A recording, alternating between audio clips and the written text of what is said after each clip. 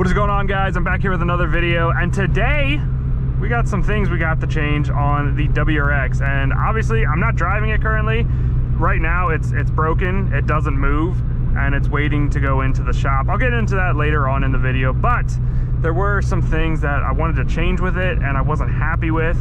So without making the intro too long, let's get right on into the garage and start working on the WRX. So we got the car pulled in here, and this thing's been sitting a while. And when I mean a while, it's like two and a half weeks, give or take, because it's been nothing but problems. So if this car looks dirty, probably because it is. I haven't touched it, I haven't driven it, not even started, because I've been absolutely annoyed with this thing. So you know what I'm gonna do? I'm gonna spend money on the parts that don't need fixed, because that's what being responsible is about. In all seriousness, this car was supposed to go in the garage for some simple maintenance things, ball joints, timing, and some other thing that I really can't think of. And 2 days before it was supposed to go in the garage, this thing, I don't know if you can tell, this wheel is a little bit cambered in, just a wee bit. This thing decided that it's going to break a lower control arm while I am driving, mind you. And because it was such short notice, the garage couldn't get a lower control arm, so this thing's pushed off another 2 weeks, and it's currently down. On top of that, since I didn't start this thing for 2 weeks, I decided, obviously, I had to pull it in the garage.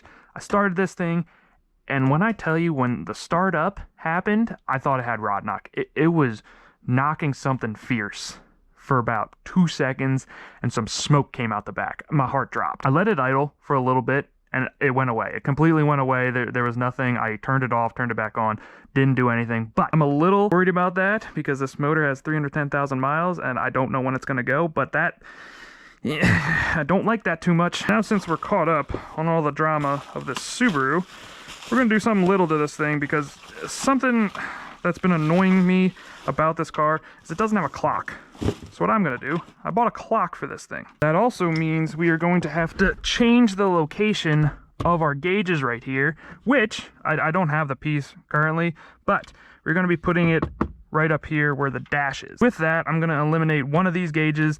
The middle one, which is the AFR, it never worked to begin with, so I'm eliminating this, and I'm keeping boost and voltage. Why? Because I don't want to buy new gauges, and this isn't a true AFR gauge. It didn't come with a wideband, so it was just a waste of money anyway. So we're eliminating this, keeping these two. I don't know exactly where I'm going to wire it up with. We're going to have to cross that bridge when we get there, but first things first, we got to put the clock in. Obviously, I'm not prepared, so I don't know where any of the tools are, but this thing was never really secured to begin with, and I hated the smooth glossy plastic because it didn't match the plastic, or the, I don't know what you would call this, pleather? I don't know. It didn't match the dash itself. So this annoyed me ever since I put it on, but I just never changed it because I didn't like wasting money. It's also been a minute since I recorded anything. And when I record, I just jump right into it. I don't prepare. I don't prepare whatsoever. I just turn on the camera and here we go. Before I take these out, I know the wiring underneath this is going to be horrendous, all right? So be easy on me, all right? But yeah, oh yeah, oh yeah, let's take that. That's for the boost thing. Goodness. The main thing is we need these 4 wires. This is just lovely. I absolutely hate wiring, by the way. So look at this absolute jumbled mess.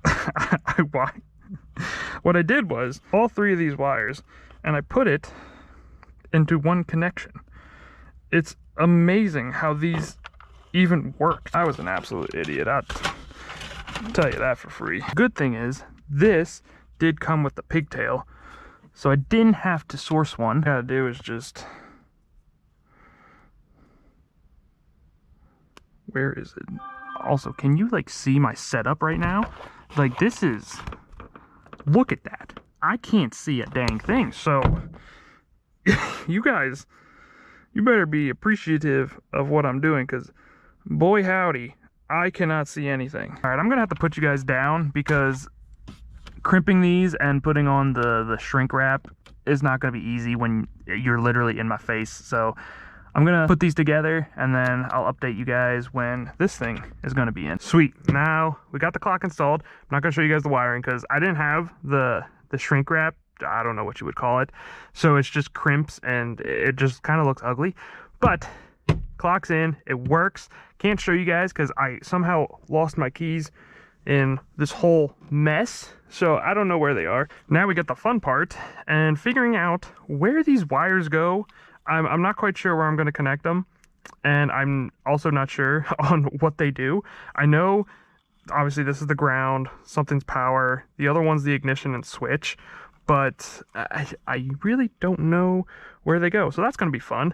We do have to put in the new gauge cluster bezel, I don't know what you would call it, that has the gauges down here. I believe it's 2 bolts down under here, maybe, I don't know, but this does need to come out. Oh.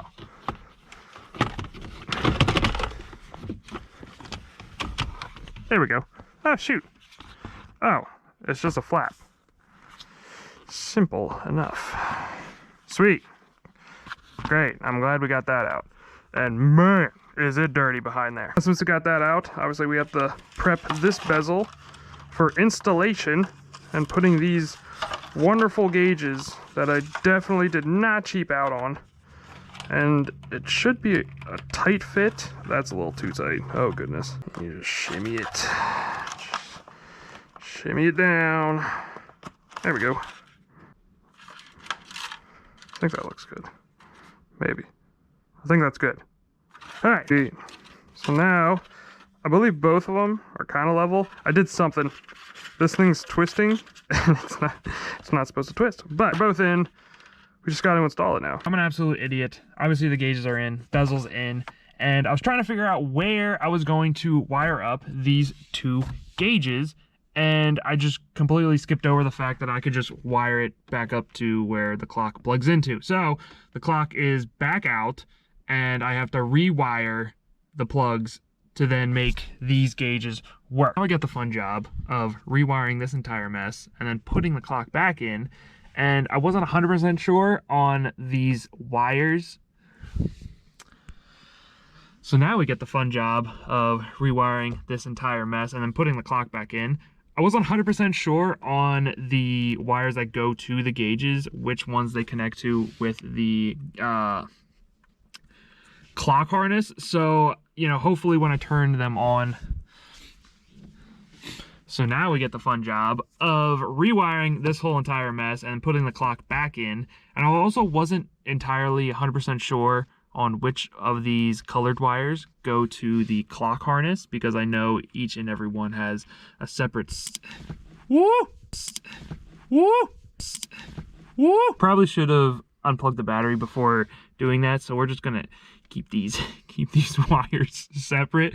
But I'm gonna finish wiring this up and hopefully these 2 gauges work. Okay, moment of truth. We got everything hooked up. Hopefully, hopefully everything is wired up correctly. When I turn this ignition on, everything should work fine. Are they on? We're showing voltage. Obviously, we're not showing any boost because there's no boost in the car. But hey, I think these are working. Sweet. All the colors going through it. Everything works. Nice. I'm very glad that's over because I absolutely hate wiring. It's the worst thing in the world, and I give props to anyone who does this. All we got to do now is just button this back up, and then this is all good to go. And bringing it back to where we started in the 2.5 RS. The new locations for the gauges, I prefer this more than on top of the dash. I don't know why I ever went with the 3 gauge pods. It never matched the dash and it just wasn't secured properly. I genuinely have no idea why I ended up putting it there, but I'm satisfied with the new locations of the gauges. And while we're talking about parts, we got some stuff coming for this car, hopefully. Fingers crossed.